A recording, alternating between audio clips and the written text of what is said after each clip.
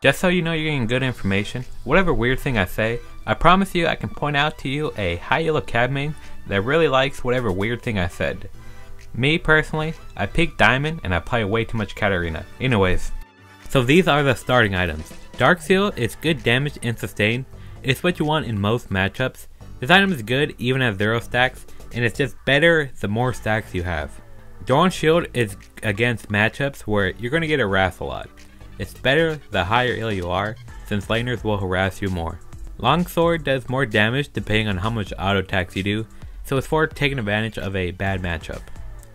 Don't ever start boots. This is not 2016.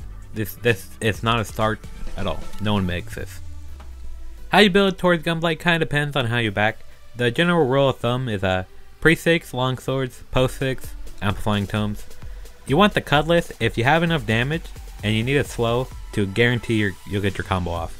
Otherwise, just get revolver and you'll do more damage. Gunblade, you make this shit every game because it slows them and it just removes the counterplay of them walking away from your daggers and you just destroy them. These are the few items I would heavily consider finishing before Gunblade.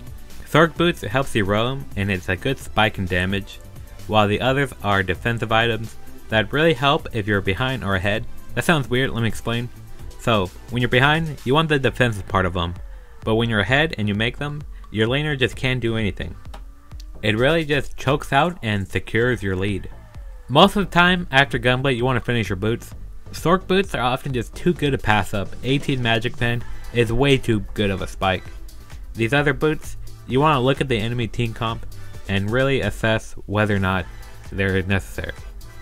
After Gunblade and Sork Shoes, all the other items you can make in any order because it really depends on your team, on the enemy team, where you're at, how much gold you have, and what you like to build.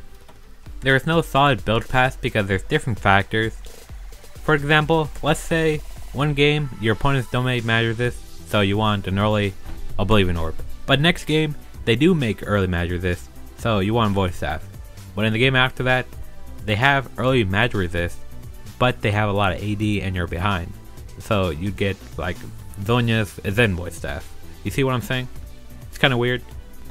I'm going to go over some things to note about each item, just to give you a better idea when to build them. So Oblivion Orb and Morello. Oblivion Orb, you make it when your opponent has no Magic Resist, and you upgrade it if they have healing, but Cat's ult has Grievous Wounds on it, so you don't always need to upgrade it, it just kind of depends. The Liandry's Bleed increases your passive reset timer, and it's pretty good against tankier comps. You make this instead of the other two items. Some people like Rallies. I haven't really messed around with it too much. You only make one of these items really, just because you need Voice Staff from Rabadon's later, and you often need Zhonya's. Zhonya's is so good, the active is bonkers. You want to get really good using this item. Make it often and get used to it.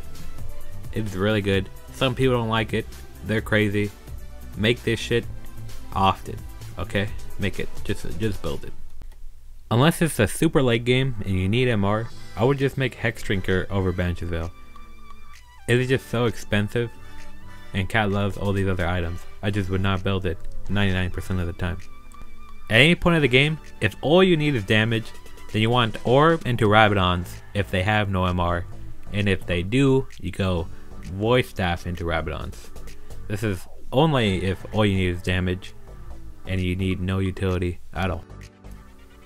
Magi's doesn't make too much sense. Dark Seal is just so fantastic and risk-free.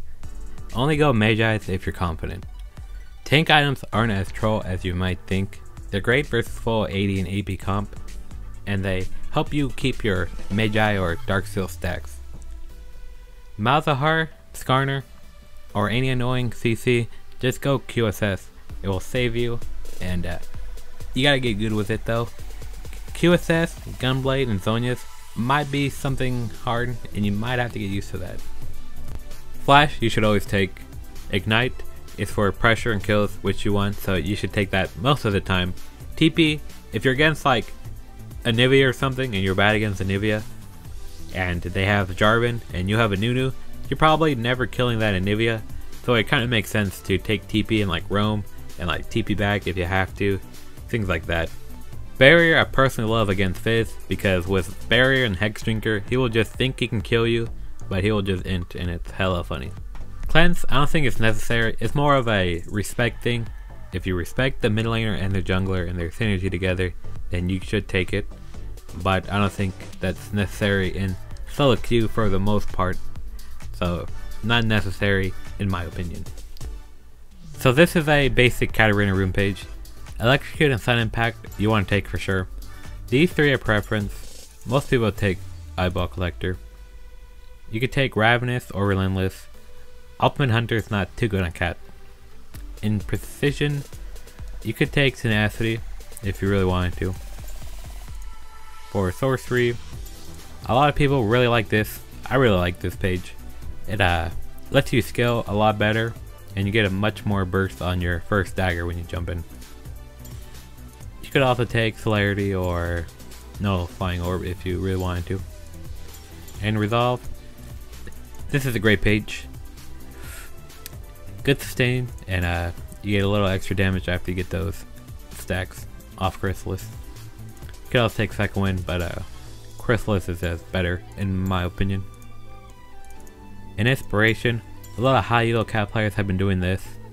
You don't have to do this, and minion dematerialize are getting changed soon anyways. So you can do this if you're high elo, because they really need control of the wave.